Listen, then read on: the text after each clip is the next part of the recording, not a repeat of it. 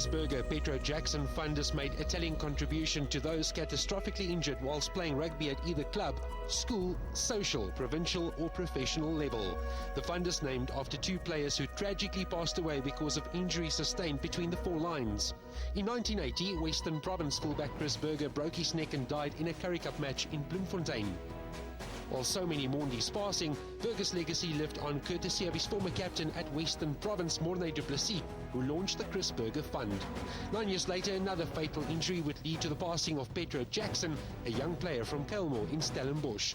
The rugby family joined forces once more as a fund was established in his name. 1992 proved to be a very important year as the two funds decided to join forces. It was the coming together of a common goal, where the Chris Burger Petro Jackson Fund would begin its incredible work as one unit, reaching out to so many across South Africa. The fund fulfills two core objectives: to assist the unfortunate victims of catastrophic or serious rugby injuries and to develop and implement initiatives that aim to educate, inform and create awareness around rugby injuries. The purpose of this goal is to make rugby safer and thereby reduce the number of injuries that occur. The fund also provides assistance to its recipients in the form of wheelchairs and equipment, as well as other comforts that seek to improve the quality of their lives. The man tasked with taking this fund in the right direction is a familiar face in South African rugby circles, Morne du Plessis. Du Plessis represented South Africa in 22 tests and 32 matches, while he also captained his country in 15 tests. Today, Du Plessis is as committed off the field as he was on the pitch, but now he is one of the driving forces behind a project, constantly looking for ways and methods to improve the lives of those injured whilst playing the game we love. The fund raises much-needed funds through two hugely successful annual events, a celebrity golf day and a banquet attended by the Springbok rugby team. The Chris Burger Petro Jackson Players Fund is the official charity of Western Province Rugby and the Springboks. The fund initially established the Power of Prevention program through Spineline, a 24-hour emergency response service for serious head, neck and spinal rugby injuries. The Rugby Medic Club, which trains hundreds of club and secondary school medics annually, and the National Rugby Safety Program called Box Smart, which aims to make rugby safer and minimize tragic injuries in the game. Tonight is your opportunity to make a difference in the lives of those who have been victims of serious injury on the rugby field. This is your moment and your chance to assist someone in need.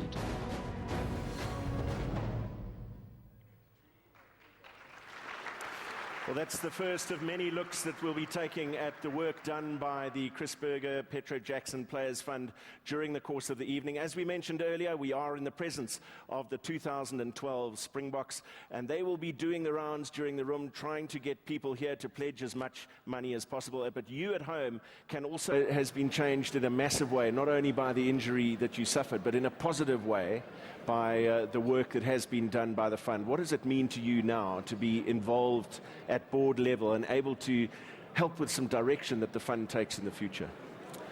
I would like to start and say I'm really humbled and privileged to be given the task to be a trustee of the fund. And being a recipient and now a trustee places an extra kind of responsibility on me to ensure that the interests of the members are being taken at heart, and also that from my point of view I would like to contribute my skills, my expertise, but I think in addition to that also my personal experience in dealing with the needs of the members and also in terms of the growth of the fund.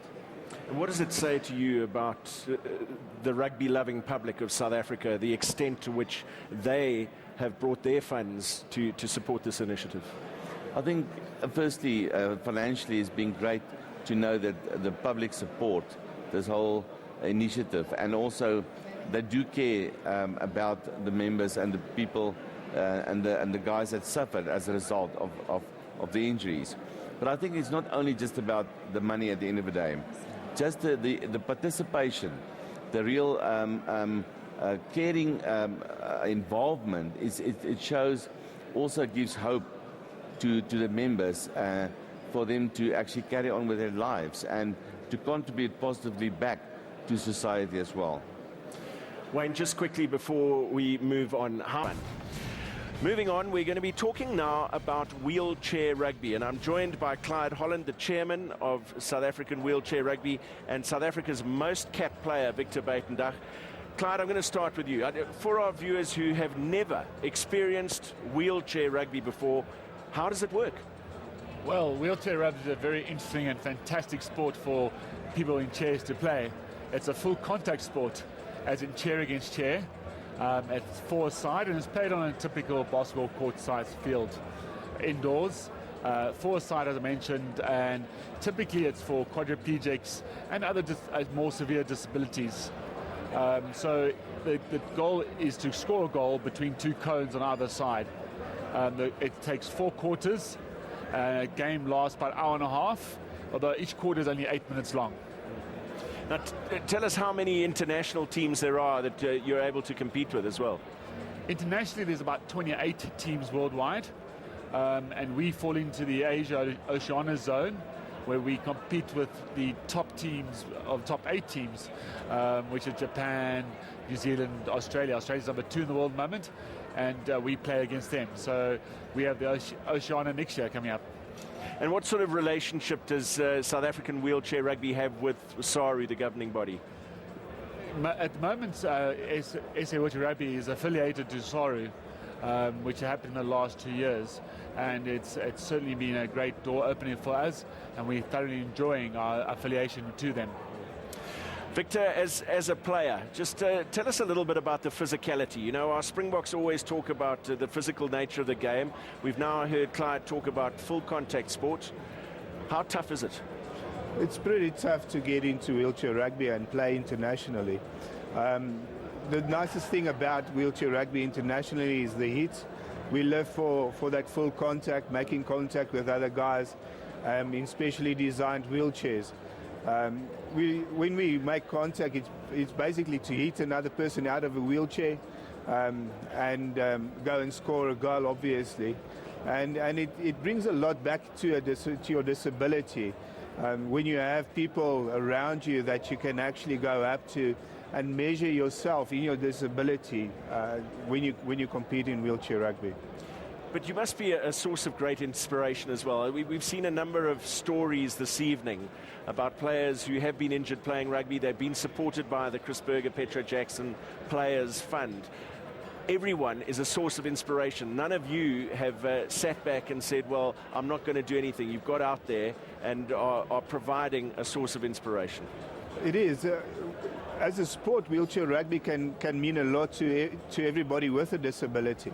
And even more so for the families around these people. We have got quite a few members from the Chrisburger Fund that plays wheelchair rugby. And we can see how much it means to them after having an injury such as this, thinking that they'll never be able to compete again actively. Coming into wheelchair rugby where they compete, where they can feel the crunch of the game again, being active, having contact with wheelchairs, and getting rid of a lot of all that build-up frustration.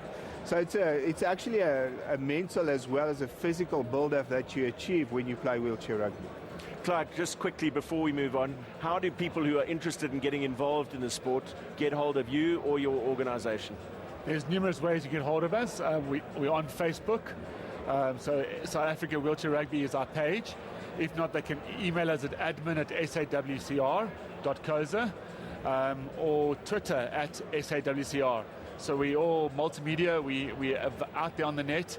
We have a web page as well, www.sawcr.coza. Thank you, Clyde. Thank you very much to you both. It's a wonderful initiative from South African Wheelchair Rugby. Get in touch with them if you can. The Bells Night of the Stars continues. Keep the pledges coming in, 40804. And you'll be helping players like Gerard van der Wath, who's got a very inspirational story to tell. Veral daai dag speel oor en oor en oor deur jou kop.